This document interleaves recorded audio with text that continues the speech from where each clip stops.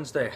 First off, I want to say congrats to Nate for winning the SJ4 contest. That's pretty amazing. I can't even imagine if I were to win that, how I'd feel. So, cheers to you. Right now I'm drinking the double IPA. As you can see, the lacing is fantastic. It's getting better, but I've actually getting down to almost kicking the keg. So, you know, that's always my problem. I drink the beer too fast. And as you can see, pretty clear. The camera's not the greatest, but it's as clear as it's going to get. And for as many hops were in this, you know, I'd say it's pretty clear. So I don't have a whole lot this week. This past weekend I did do a black IPA from Northern Brewer. I don't know the specific recipe, but I did not hit my gravity points. But I think I really can't tell if I did or not, because I think the hydrometer I was using is just not working. I think I had ended up putting it in too hot of water and it got broken. So what that hydrometer read was 1065, I believe, and I was supposed to hit 1070. So yeah, whatever, you know, it is what it is. Other than that, I'll show you what I got for Christmas. I got a bunch of Northern Brewer gift cards for Christmas. First off, a thermometer, digital, waterproof, so I no longer have to deal with the dial ones. I read a lot of reviews. That one seems pretty accurate. Like $18, and yeah, I think I'm gonna like it. And some of you guys are gonna say that this was a necessity from the get-go, but I finally got one. Refractometer, the one from Northern Brewer, good ratings. I already calibrated it. I don't know, a couple seconds it took. I just can't wait to use that. So instead of dealing with the hydrometer, you can just do that on the brew day. I guess there's calculators online too, or you can just use a hydrometer at the end. I'll probably just use the online calculators to figure that out. And then lastly, I don't have it to show you because it's down here, but I got a Johnson controller. I got the A419 digital controller, so it's a step up from the analog. And I have it hooked into my kegerator down here, and I'm just trying to learn. The instructions were really confusing, so I'm just going to play with it and see what happens. So I mean, that's really what's up with me. I think in this video I will show you just a quick shot of me pouring my porter that's getting there, as well as showing you kind of just show you how I have the controller set up for right now, and then I will show you my cream ale and how that's doing. And then maybe I'll do a quick shot of the black ale fermenting. Here's just a quick snippet of me transferring over the cream ale. I just want to show you guys how clear it's running. It is clear. So I don't know, I don't secondary very often. I'm going to secondary this partly to see what level I'm at, and then I'm gonna crash cool it here in a couple days. I bought a temp controller, so I'll crash cool it in the mini fridge, and then probably bottle it in a week or so. Alright, here's the cream ale. You can see the reflection of my dog again. He's not leaving me alone. So this is going to go in my kegerator to cold crash once I get that Johnson controller working tonight. I'm going to throw that in there probably 3 days. Probably not much longer. I mean, can you guys see how clear that is? I am going to turn on a light behind it quick just to see how good that looks behind it. I mean, you can see one of those tall flashlights. You can just see how clear that is. It's beautiful. And every sample I've tried has just been great. I can't wait to get this in bottles and let it carbonate. Alright, don't mind the salt from the water leaking down in the basement here, but so this is, sorry, I just don't have any lights over here.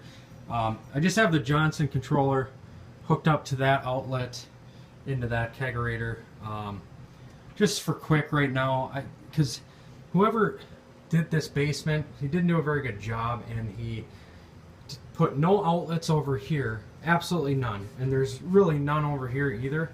So I had to bring an extension cord out from the other side of the wall over, hang it down just to plug in this refrigerator. So I'm gonna have to dig around for another extension cord to figure out the best place here. Let's see what it's saying right now, if we can see it. Yeah, you can't because the digital doesn't show, but it says it's at 33 right now. I thought I set it at 36, so obviously I have some tweaking to do on this. And okay, here's the black IPA I brewed this weekend, and I'm pretty sure my efficiency is down because the 5-gallon mark on this carboy is about right there. So I actually was up to about 6 gallons, so maybe that reading was about right. But hell, what's more beer is not a bad thing. As you can see, the Krausen was up there, it's come down. So it's only been going for really 3 days now. So it's pretty quick fermentation. Still bubbling. Let's see another one. You know, still bubbling pretty good. When I shine the light on it, there's still yeast active in there. I did a blow off because of how much I had in there, and then it actually didn't blow off. So I'll probably just keep that in there until I rack it to dry hop it. Hey guys, here's a sample of my porter. I'm going to show you quick. Funny story. When I took one out earlier and put it in the freezer to get it cold, and then I forgot about it, and I went to pull it out, and it was completely frozen. I was under the assumption that beer, especially craft beer, should not freeze. That beer should be around 5.5% to 6%. So I guess if you could just, I guess I'm kind of nervous. Has anyone had a beer in that level freeze in not a really long amount of time? I mean, maybe a couple hours. Has anyone had that, or does that mean that there's not much alcohol in this? I guess, but I think I can taste alcohol. I mean, kind of taste alcohol, and you know, I just think it has it in it, but. Anyway, it's been in the bottles now for, week and a half, you know, going on 2 weeks. So let me crack it, see if there's a hiss. This one is room temperature, so that's not going to be too pleasant, but let's see if I can, there's definitely a hiss. So let's pour this, smoke.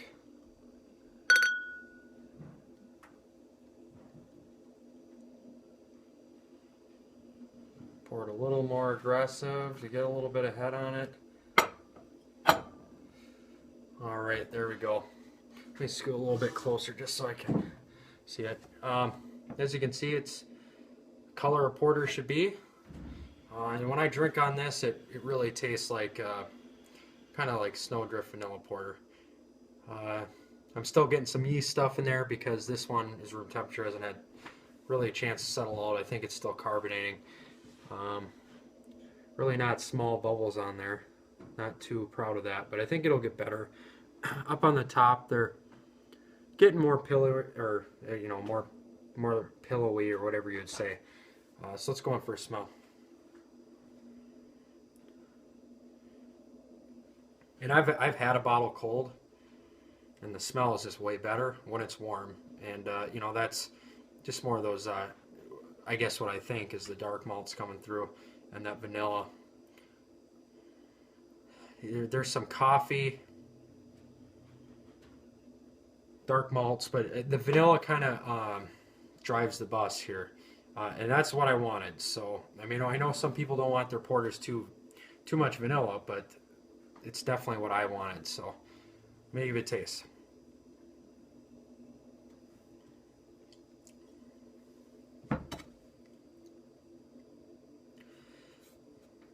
It's good. It does have a lot of vanilla in it. So when I send this out, and I know one person I'm gonna send it out to, I'll talk about that later. But they might not like that much vanilla in beer. I really do like it, and I'm getting an alcohol note when it's warm. When it's cold, a little bit colder, I don't get so much of that. I do think my efficiency was too high on this, but.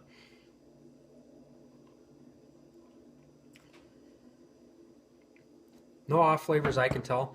I'm really looking forward to possibly hearing some reviews on this, and you know, kind of unbiased thoughts on it. I like it, and to me, if I can brew a beer that I like, that's really all that matters. But I do like to. It feels good to have someone drink it and say they like it. So I'm proud of it. It's this was my second all grain beer, so it can only get better from here. Cheers, guys. Alright, so that's pretty much all I have this week. I did actually get Why don't I try to show you?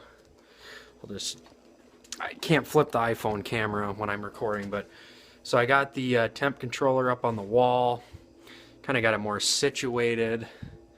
Here's the cords up there. And you can't see it obviously, but it's reading 45 right now. I have it set at 37. Kind of think what happened was I had the probe right by the little freezer compartment in there. The freezer is kind of bent and pushed away so you can fit a keg in there, but the probe was right there, so that's why it was so cold. So I just wrapped the probe around the carboy in there of the cream ale that I had, and so now it looks like it's slowly going down in temperature, which is good, and hopefully it can stabilize it. I think I'm gonna cold crash around, I don't know, 34, 33. That beer really doesn't need to be cold crash. I just want to use my temperature controller, so I'm excited about that. What else? Oh, another thing. So my sister, she's kind of low on funds this year, so she tried to get creative with presents, and I really liked what I got. So she got me a bottle of Ranger IPA from New Belgium, and then she got me an amber ale from Avalanche. Funny story, she's not a beer connoisseur, but she saw ale on there, so she thought that I'd like it, which is fine. I did try it, and it's okay. I mean, I'm not a big fan of amber ales, but it's, you know, it is an amber ale, and it's okay, I guess. But I really do like this beer. I know it's, you know, it's kind of mass-produced and a bigger craft beer, but I really enjoy it. The funniest thing, though, is, let me see if I can get it. She spent some time on these, and she made them into little reindeer. So she turned my manly amber ale and my manly Ranger IPA at a whopping 6.5% into a reindeer. Yeah, I know, sisters. What can you do with them? Yeah, I thought that was cool. She has, like I said before, she has a kid on the way, so I didn't expect her to spend a lot of money. So I really enjoy that. She knows I love beer, so. I'm going to be sending, I don't know if you're supposed to say this, but I'm sending beer mail to Lermo. There's a lot more people I want to send beer mail to, but he's the first one. I've kind of started with his videos. I started with CraigTube, and I wanted to send him some, but he hasn't responded to me yet with an address. So Lermo did, and I'm going to send him some beers.